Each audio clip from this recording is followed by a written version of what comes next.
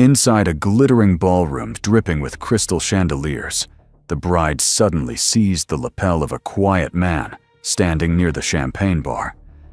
"You think this suit makes you fit to stand here?" She laughed in front of more than 300 guests, then yanked hard. The fabric tore straight across his chest. The room went dead silent. The man simply looked down at the ruined seam, brushed his sleeve, and lifted his eyes toward the groom with cold disappointment. No one knew this man held the groom's empire in his hands. The St. Adrian estate sat above the Hudson like a monument carved from imported marble, every window lit gold against the October dusk. 300 guests had been invited. Black ties, custom gowns, surnames that appeared in the financial pages without explanation. The bride's family had built half of upstate New York over 4 generations, and tonight, the new son-in-law was meant to inherit a piece of that name. Nathaniel Reed arrived alone in a dark charcoal suit, cut clean and quiet. He drove himself, parked his own car, walked through the entrance, the same way he walked through any room without announcement. The valet glanced at the car, glanced at him, and asked if he was there for a delivery. Nathaniel showed the invitation. The valet stiffened, apologized once, and waved him through without meeting his eyes again. He had spent 4 months negotiating with Archer Dynamics. The numbers were brutal. The construction firm was 3/4 away from collapse, choking on a debt structure no commercial lender would touch. Graham Whitmore had come to Blackstone Crest Capital looking for a miracle, and Nathaniel had been the only one willing to consider it. $1.4 billion. Enough to buy the company a future. Enough to keep 2,000 people employed across 6 states. Most of that negotiation had been handled through Nathaniel's senior partners, his attorneys, his deal team. He preferred it that way. Over the last 15 years, he had built a habit of staying out of the rooms where his name carried weight, because he learned more by being underestimated than by being introduced. Graham had never met him in person. Only voices on conference calls. Only signatures forwarded through assistants. The face behind the money had remained intentionally a blank space. The wedding invitation had arrived at the Manhattan office the previous month, hand-delivered. Graham wanted goodwill before the closing. He wanted his investor to see the family, the milestone, the man he was about to back. Nathaniel had accepted for a single reason. He wanted to see Graham outside the boardroom. He had been burned before by men who looked decent across a polished oak table and turned cruel the moment they believed no one was watching. So now he walked through the marble foyer alone, observing. The chandeliers, the imported orchids, the rented string quartet playing Vivaldi a little too loud. He watched a young woman in emerald scream at a coat check girl over a misplaced fur. He watched 2 men in their 60s laugh about a colleague who had just lost his house in a divorce. He watched the room sort itself by surname and bank balance, and he felt already that he had seen enough. Inside the ballroom, no one approached him as an equal. 2 waiters offered him champagne, then asked if he was supposed to be in the kitchen. A woman in pearls touched his sleeve and asked in a voice trained to sound polite whether he was Mr. Whitmore's driver. Nathaniel shook his head once and stepped past her toward the champagne bar, where he could stand against a wall and watch the rest of the evening unfold. Vanessa Whitmore noticed him within 10 minutes. The bride had been raised to read the geometry of a room the way other people read the weather, and a stranger in the VIP section was the kind of detail her instincts refused to ignore. A man she did not recognize, a man whose suit, while well cut, carried no logo she could identify from across the floor, no watch she could price, no woman on his arm. She crossed to her mother, Margaret Whitmore, who was holding court near the dessert table. Margaret followed her daughter's eyes, frowned, and shook her head. Neither of them knew him. Neither of them could place him in the social map they had memorized, down to its smallest intersection. To Vanessa, that left only one explanation. Someone careless had let the wrong kind of person walk through the door of her wedding. She drifted past Nathaniel twice in the next half hour, each time closer, each time louder. Her laugh, aimed at nothing in particular, was meant to register. Her glance, when it landed on his collar, on his shoes, on the lack of cufflinks, was meant to be felt. Nathaniel sipped his water and said nothing. He had been measured by people like her since before he was 30. He had long since stopped reacting to it. Graham appeared briefly at his side, all teeth and warmth, gripping his shoulder a little too hard. "Glad you came. Really glad. We'll talk before dinner." "Yeah, Vanessa's she gets nervous at these things." Then he was gone, swallowed by another cluster of guests, leaving Nathaniel with the distinct understanding that the groom had already noticed his wife's behavior and made the choice not to address it. The string quartet shifted into something faster. Vanessa returned to him with a flute of champagne in one hand and 3 of her bridesmaids trailing behind her. Her smile had hardened into something performative. The space around the bar began to clear the way a room clears when it senses a scene about to break, and the conversations nearby dropped to half their volume. She stopped 2 feet from him and tilted her head. "I'm sorry," she said loud enough that the nearest tables turned to listen. "But I don't think I know you. And I know everyone my husband knows." Her eyes moved over him like she was inspecting a stain on a tablecloth. "Who exactly invited you?" Nathaniel met her gaze and answered plainly. "Your husband did." A small ripple of laughter moved through the bridesmaids. Vanessa let it land before she leaned in closer. "Funny, because Graham doesn't have friends who dress like this." Her fingers came up and flicked at his lapel, contempt, thinly disguised as curiosity. "Where did you even get this suit? Is it rented? Did you walk in off the parking lot and find an empty seat?" He did not answer her. He did not need to. The conversations around them had thinned to nothing. People were watching openly now, the way people always watched when humiliation arrived, dressed as entertainment, and several of the younger guests had already lifted their phones. What happened next happened fast, and afterward no one could agree on whether Vanessa had meant the full force of it. Her hand closed on the lapel of his jacket. She pulled. The seam sewn by hand in a shop on Savile Row parted with a sound like paper tearing across the front of his chest. The fabric fell open. Champagne sloshed from her tilted glass onto the marble floor between them. The room went still. 300 people. Not one of them moved to speak. Graham came through the crowd a beat too late. He saw the torn jacket. He saw his wife's face flushed and triumphant in a way he did not entirely recognize. He saw Nathaniel standing absolutely still, hands at his sides, eyes fixed on the groom, with an expression that was not anger, not shock, but something far worse. It was the look of a man who had just finished gathering evidence. Graham's mouth opened, then closed. He glanced at the watching crowd, at the cameras already rising on phones at his new wife. When he finally spoke, his voice was low and rushed and aimed only at Nathaniel, the way a man speaks when he is trying to contain a fire with his hands. "Look, it's the wedding. Emotions are high. Just let it go. Please, as a favor to me. We can sort this out tomorrow, all of it." Nathaniel held his eyes for a long moment. He looked at the torn lapel. He looked at the bride who had not stopped smiling. He looked at the witnesses around them, who had not in any of the last 60 seconds said a single word in his defense. Then he set his glass on the bar, brushed his sleeve once, and walked out of the ballroom without saying anything at all. Nathaniel was halfway down the marble corridor when he heard the shoes behind him. 2 pairs, heavy, deliberate. The St. Adrian estate kept its own private security men in black blazers with earpieces, and 2 of them had been waved down the hallway by someone he did not need to turn around to identify. The taller one stepped in front of him near the entrance to the east garden. "Sir, we need you to stop."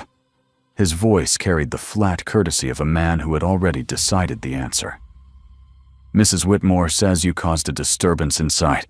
We need to verify your invitation and check your belongings before you leave the property." Nathaniel looked at him for a long moment without responding. He understood exactly what was happening. Vanessa had not been content with the humiliation inside the ballroom. She wanted him searched, photographed, marched out of the estate as a thief. She wanted the story she could tell tomorrow to have a clean ending, and clean endings required a guilty man. He could have given them his name. One word, and every man in a black blazer on the property would have apologized in the same breath. He chose not to. He wanted to see exactly how far this was allowed to go, and he wanted Graham Whitmore to see it with him. The guards led him out a side entrance and across the gravel toward the parking court, where rows of black cars sat under the floodlights. A handful of guests had drifted outside to smoke or to call drivers, and they slowed as they recognized the man being escorted. Phones came up again. Nathaniel did not lower his head. He walked between the two guards as if he were being walked to his own car, which in a way he was. The shorter guard asked for the invitation. Nathaniel handed it over. The man studied it under the floodlight, comparing the embossed name to a printed list on his phone, and his expression flickered for half a second when he found the match. He looked at his partner. The taller one shook his head once, almost imperceptibly. The list did not matter. Mrs. Whitmore had given an instruction, and Mrs. Whitmore was the daughter of the family that paid the contract. "We still need to check the briefcase," the taller one said. Nathaniel set the slim leather case on the hood of the nearest sedan and stepped back without a word. The guards opened it. Inside were a fountain pen, a folded copy of a term sheet, and a single envelope addressed to Graham Whitmore in Nathaniel's own handwriting. The shorter guard lifted the term. Sheet read the first line, and the color drained from his cheeks in a way the floodlights could not hide. He turned the document so his partner could see. The taller guard read it twice. Neither of them spoke for several seconds. The header at the top of the page carried the full corporate name of Blackstone Crest Capital and a deal reference number that ended with the figure 1.4 billion. The signature line below it was empty, waiting for a signature that was supposed to be added on Monday morning. Before either guard could decide what to do, Graham appeared at the edge of the parking court. He had taken off his suit jacket, sleeves rolled to the elbow, his bow tie hanging loose. He was breathing fast, like a man who had run from one wing of the estate to another. He saw the open briefcase. He saw the term sheet on the hood. He saw Nathaniel standing with his hands in his pockets, perfectly still. Graham's expression did something complicated. He looked at the guards. He looked at the document. For a fraction of a second, he understood. Then the fraction passed, and he chose again not to understand, because understanding would have required him to act, and action would have required him to walk back into the ballroom and tell his wife she had just destroyed his company. He could not do that. Not in front of his guests. Not on the night his name was supposed to merge with hers. "Just let him through," Graham told the guards, his voice tight. "It's fine. It's a misunderstanding. We'll handle it inside." He did not meet Nathaniel's eyes. He did not apologize. He did not pick up the torn lapel of the jacket Nathaniel still wore, and he did not say the words that any decent man would have said in that parking court at that hour.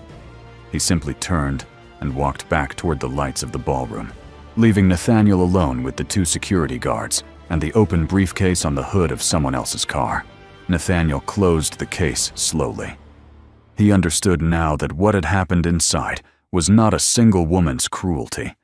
It was a building, a family, a husband who had watched his wife tear a stranger's clothing in front of the entire room and had chosen twice now the comfort of his own silence. The guests inside had laughed, the crowd outside had filmed, and the man whose company depended on Nathaniel's signature had walked away from a chance to stand up. He had almost reached his car when he heard her voice behind him. Vanessa had followed her husband out a fresh glass of champagne. In her hand, the train of her dress, lifted clear of the gravel by one of the bridesmaids. She had clearly been told that the matter was being handled, and she had come outside to enjoy the handling. Margaret Whitmore was a step behind her, smiling the way wealthy mothers smile when they are about to dismiss someone permanently. "Still here," Vanessa called across the parking court. Her voice carried over the sound of distant strings drifting from the ballroom. "I told them to escort you off the property, not give you a tour. Are you waiting for an apology? Because, sweetheart, you're not getting one." Nathaniel turned to face her. The torn lapel on his jacket caught the floodlight. He did not answer. She came closer, emboldened by the silence. What was the plan tonight exactly? Crash the wedding, eat the food, take a few photos for your friends. Did you really think nobody would notice? She gestured with the champagne, and a few drops landed on the gravel between them. "People like you do not just wander into rooms like that. Someone let you in by mistake, and I'm going to find out who." That was the moment the cars came through the gate. 3 black SUVs in convoy, low and quiet headlights sweeping across the parking court. They were not the kind of vehicles guests at a wedding arrived in. They were the kind of vehicles that arrived to collect someone.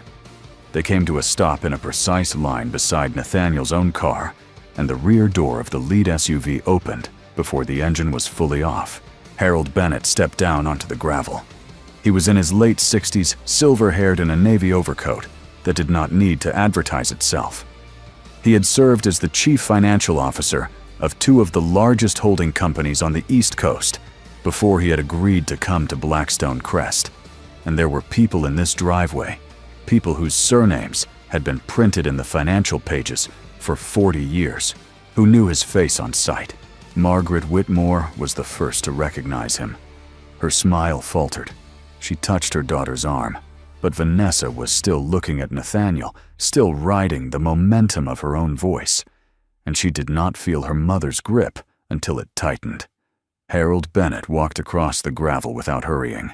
He stopped a respectful step away from Nathaniel, inclined his head once, and spoke in a voice pitched for the entire parking court to hear. "Mr. Reed, the board is on the line. We've come to take you home." The words landed in stages.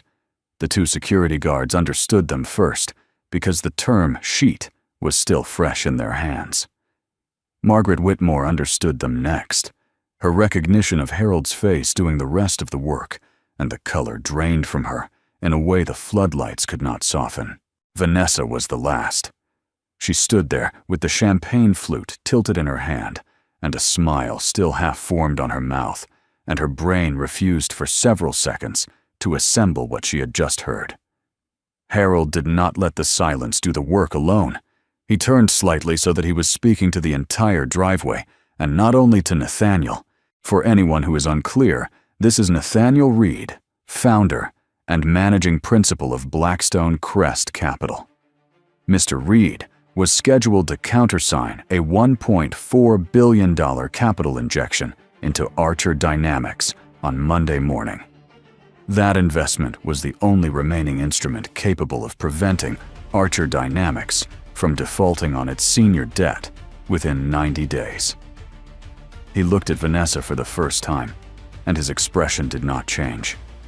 "I understand there has been an incident this evening. The board would like a full account before Monday." Margaret Whitmore made a small sound, somewhere between a word and a breath. The champagne flute slid out of Vanessa's fingers and shattered on the gravel between her shoes. She did not look down at it. She was looking at Nathaniel, and her expression was that of a person watching the floor of her own life crack open in real time. Graham came running back across the parking court. He had clearly been told. Someone inside the ballroom had taken a phone call, or a guard had radioed up the chain, and the news had reached him by the time he was halfway through the foyer. He arrived breathing hard, his bow tie completely undone, now his hand already half raised in the gesture of a man preparing to apologize. Mr. Reed, please. I had no idea. I genuinely had no idea it was you. We never met in person. I would never have allowed any of this if I had known. Please, let me make this right." Nathaniel looked at him. He took his time about it. He looked at the open collar, the sweat at the temples, the shaking hand. He looked at the torn lapel of his own jacket, then back at Graham. "You would never have allowed it if you had known it was me," Nathaniel said quietly. "That is the part you should think about tonight." He did not raise his voice. He did not have to. The sentence carried across the gravel because every other sound in the parking court had stopped. Harold Bennett opened the rear door of the lead SUV. Nathaniel walked to it without looking at Vanessa, without looking at Margaret, without looking at Graham again. He stepped inside. The door closed. The convoy reversed in a single coordinated movement, headlights sweeping back across the watching faces, and rolled out through the wrought iron gates of the St. Adrian estate. By the time the last SUV cleared the gate, 6 different phones in the parking court had already finished uploading their footage. Within 40 minutes, the first clip of Vanessa Whitmore tearing the lapel of a quiet man at her own wedding had been posted to a feed with 900,000 followers. Within 2 hours, the clip had been picked up by a financial news account that recognized the face of Harold Bennett in the background and ran the headline that would define the next week of every Whitmore's life. By morning, 3 of the largest institutional partners on the Archer Dynamics deal had sent identical emails to Graham Whitmore's office, requesting an urgent call to discuss their continued participation. By noon, 2 had pulled out entirely. By the end of the week, Nathaniel Reed had formally rescinded the $1.4 billion offer in a single-page letter signed in his own hand, and the bank that held Archer Dynamics' senior credit line had frozen every drawdown on the account. The company had 90 days. Everyone in the industry knew it would not last 60. The civil suit was filed on a Tuesday, 11 days after the wedding. Nathaniel's legal team did not announce it. They did not need to. The complaint listed 3 defendants: Vanessa Whitmore, the private security company contracted by the St. Adrian estate, and the estate itself, and it ran to 46 pages. The causes of action were assault, defamation, and unlawful detention. The damages requested were not the kind that settled quietly. The depositions began 6 weeks later in a glass-walled conference room on the 38th floor of a midtown building. Vanessa arrived in a charcoal suit her publicist had selected, hair pulled back severely. Her engagement ring had been left at home that morning on the same publicist's advice, who had explained in a voice that made it sound like wisdom that the cameras outside would frame her better without it. She had been coached for 2 weeks by a litigator who specialized in clients exactly like her, and within the first hour, every piece of that coaching collapsed under the weight of the footage Nathaniel's attorneys placed on the table. 6 different phones had recorded the incident inside the ballroom. 4 more had captured the parking court. The clips were synchronized, time-stamped, and played in sequence on a screen that took up an entire wall. Vanessa watched herself laugh as she pulled the lapel.